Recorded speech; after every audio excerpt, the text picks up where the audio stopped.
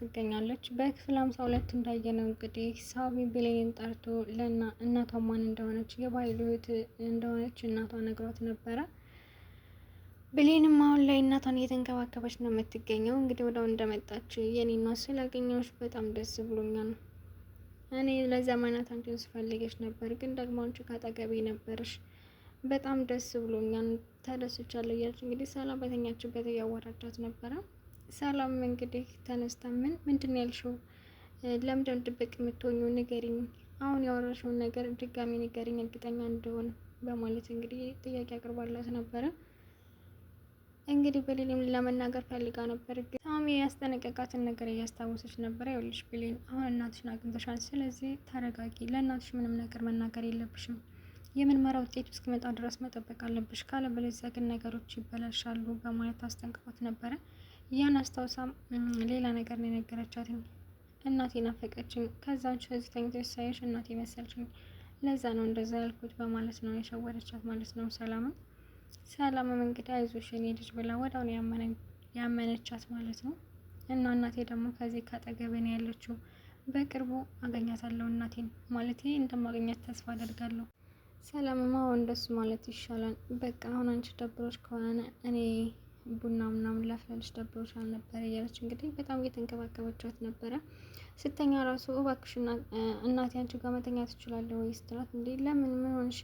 ያው ክፍሌ አይጥ ስለመጣች እሷ መጣች አልመጣች እያልኩ ከምፈራ አንቺ ጋር ብተኛ ብዬ ነው እያለቻት ነበር። ግን አውቃ ነው ያው እናቷ እንደሆነ ስላወቀች አብራ መተኛ ፈልጋ ነው ማለት ነው። እና ሰላም ግን ብሌን ምን ተገኝቶ ነው? ለምንድነው ደግሞ እናቴ እያልሽ የምጠሪኝ? እንዴት የምን ችግር አለው? ማለቴ አንቺ እኔ ልጅ ስለምትኝ እኔም እናቴ ብልሽ ቅር ካለች ግን ችግር የለውም እተዋለሁ ስትላት፣ ኧረ በፍጹም እንደውም እውነተኛ ልጅ የጠራችው ነው የሚመስለኝ በማለት እንግዲህ ተስማምተዋል ማለት ነው። በዚህ በኩል ደግሞ ዳግም በጣም አዝኖ ይገኛል። ከዚህ በፊት ከሳሚ ጋር ብሌንን አይቷት ነበረ።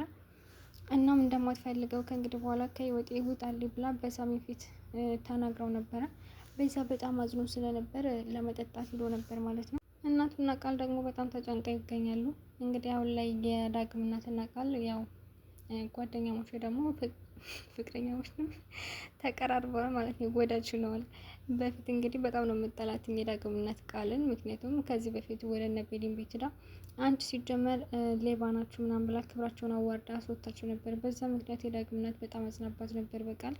አሁን ግን ለዳግም ብላ ለባህሉ ፋይሉን ሳሰጠው ቀርታ፣ እንዲሁም ፋይሉን አምጪልኝ ካለበለዚያ እገልሻለሁ ብሏት ነበር አቶ ባህሉ። ፋይሉን ይዛ ሄዳ እንግዲህ ይህን ፋይል ብሰጠው ዳግም ይጎዳብኛል፣ ስለዚህ ለፍቅሬ ስል መስዋዕት መክፈል አለብኝ፣ ይህንን ፋይል መስጠት የለብኝም በማለት እንግዲህ ፋይሉን ቀይራ ነበር ለባህሉ የሰጠችው። በሀይሉም በጣም ተደስቶ በጣም ትለያለሽ ቃል በጣም ጎበዝ ነሽ ብሎ እንግዲህ መጠኑ ከፍ ያለ ገንዘብ ከፍሏት ነበረ። እንግዲህ ቃልም ከሄደች በኋላ ትክክለኛ ፋይል እንዳልሆነ የሰጠችው ሲያቅ ድጋሚ ጠርቶ የሰጣትን ገንዘብ ነጥቋታል ማለት ነው። አቶ ባህል እንግዲህ በጣም ከባድ ሰው ነው። ምንም እንደማታውቅ ለማስመሰል ሞክራ ነበር። በቃ እኔ ፋይሉን ፈልጌ አመጣልሃለሁ ችግር የለውም ምናምን ብለው ነበረ።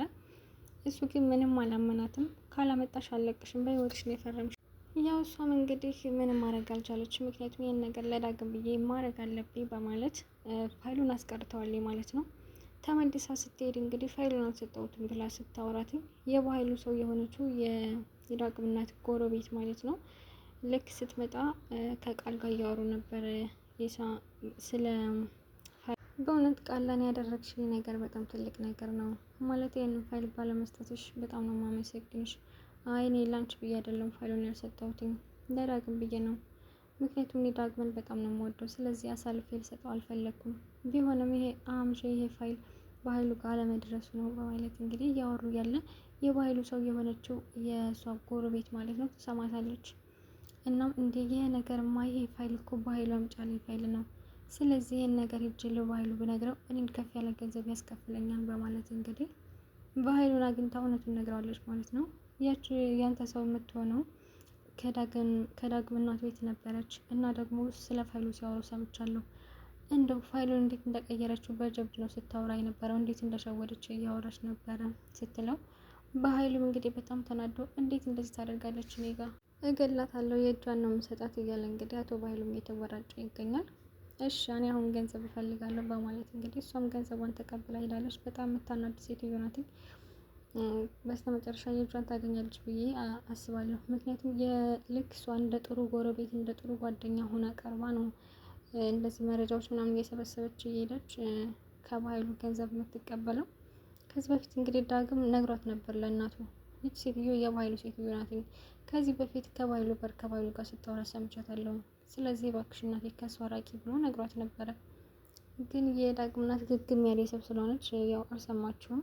በሰዓቱ ተናዳ ነበረ፣ ግን መታ የሆነ ነገር ስትቀባጥርላት አምናታለች ማለት ነው። ዳግም እንግዲህ ወደ ቤቱ በጣም ሰክሮ ነው የመጣው። እንዴ ዳግም ምን ሆነ ነው እንደዚህ የሆንከው? ወይኔ እናቴ ይቅርታ አሳዘንኩሽ አይደል? እንደዚህ ሰክሬ የመጣሁን አንቺ ግን እዚህ ስለ እኔ እየተጨነቅሽ ነው፣ በጣም ይቅርታ ሲላት ነው። እኔ ደግሞ ብሌን ናፈቀች፣ ምን ላድርግ ማለት እኔ ዛሬ ከሌላ ወንድ ጋር አይቻታለሁ። ብሌን ከማን ጋር እንደሆነ ታውቂያለሽ? ከባህሉ ሰው ጋር ከሳሚ ጋር አየኋትኝ እና በጣም ልቤ ተሰብሯን፣ በጣም አዝኛለሁ እያለ እንግዲህ እያወራ ነበረ። ቃልም ስታየው በጣም አዝናለች። እናቱም እንደዛው፣ ሁላቸውም አዝነዋል ማለት ነው ባደረጉት ነገር። ይህ ስራ የሁለታቸው ስራ ነው። ብሌን እና ዳግም እንዲጣሉ ያደረጉት እናቱና ቃል ናቸው ማለት ነው። እንግዲህ በቃ ልጄ ይቅርታ ስትለው እንዲህ ለምን ነው እናቴ ይቅርታ የምትይኝ? እንደው ምን እኔን ይቅርታ መጠየቅ ያለብኝ ምን አድርገሽኝ? ለነገሩ አንቺን እኔና ብሌን አንድ ላይ እንድንሆን አትፈልጊም ነበረ። ይኸው አንቺም ቃልም አንቺም አንደኛ ይቱ ነሽ። ቃል ማለት ነው ልትነግረው ነበረ ለዳግም እኔ ነኝ እንደዚህ ያደረጉት በእኔ ምክንያት ነው እንደዚህ እንኮ ብላ ልትነግረው ስትል እንዴ ምንና አንዳግም ለምንድን ነው ያመሸው? እናትህ እኮ በአንተ ምክንያት እያዘነች ነው፣ እንዴት እንደዚህ ታደርጋለህ? ምናምን ነገር ብላ አስቀየሰቻት ማለት ነው። ያን ነገር እንዲያውቅ አልፈለገችም ዳግም። እንደውም አንደኛይቱ ምክንያት አንቺ ነሽ፣ በአንቺ ምክንያት ነው እኔና ብሌን የተጣላ ነው። ምክንያቱም አንቺ ሁልጊዜ በመካከላችን እንደገባሽ ነው እና ይሄ ነገር የአንቺ ስራ ነው በማለት እንግዲህ ተናገራት ነበር ቃልም እንግዲህ ምንም አላለችም፣ ዝም ምን ያለችው እንኳን ደስ ያላችሁ፣ ይኸው እኔና ብሌን ተለያየንላችሁ፣ አንቺም ሆንሽ እናቴ እንድንለያይ ትፈልጋላችሁ፣ ስለዚህ ተሳክቶላችኋል እያለ ዳግም እንግዲህ እያለቀሰ ነበረ። እናቱ በጣም ነው ያዘነችው። ለምንድን ነው የምታለቅሽው? አትተኝም እንዴ ስትላት ቃል እንዴ ብዬ ልተኛ? ኃጢአቴ እኮ ነው አላስተኛ ያለኝ። ቆይ አንቺ ግን ህሊና የሚባል ነገር የለሽም እንዴ?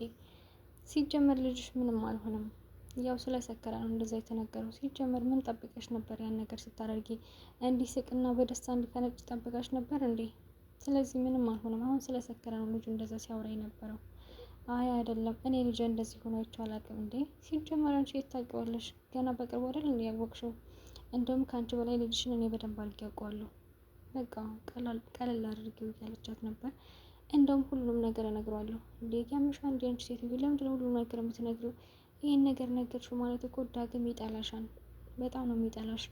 አስበሽዋን? ይህን ነገር ስትነግሪው መጥቶ የሚያቅፍሽ ነው እንዴ የሚመስልሽ እንደዚህ ያደርገሽው? እያለች እንግዲህ ያወራቻት ነበረ። ምክንያቱም ቃል ስራቸው እንዲታወቅባት አትፈልግም። እሷ ዳግምን በጣም ስለምትወደው ዳግም ከእሷ ጋር እንዲሆን ነው የምትፈልገው እና ዳግም እንደ ቃል ፈለገችም። እናቱም እንድትነግረው እድል አልሰጠቻትም ማለት ነው። ግን ዳግም እስኪ ነይ እንሂድ ብሎ ከብሌን ቤት እንሂድና አንቺ ስትወጪ እንደሆነ ቃል እኔ ጋር መታ የተኛችው የሆነ እቃ ፈልገሽ ካልጋ ስር እንደሆነ እኔ ጋር እንድተኛ ያደረግሽው ሂደሽ ለብሌን ትነግሪልኛለች ስላት እሷ በጣም ደንግጣ ነበረ። እሺ ችግር የለውም ግን እናቴ ለምን ደነገጥሽ? ማለት በጣም ደንግጠሻን እኮ። ኧረ በፍጹም አልደነገጥኩም፣ እንዴት ያለምን ምክንያት ደነግጣለሁ? እሺ ይሁንልሽ፣ አሁን አብረን ሄደን ለብሌን ትነግሪልኛለች ስላትኝ እሺ ብላ ሂዳ ማለት ነው።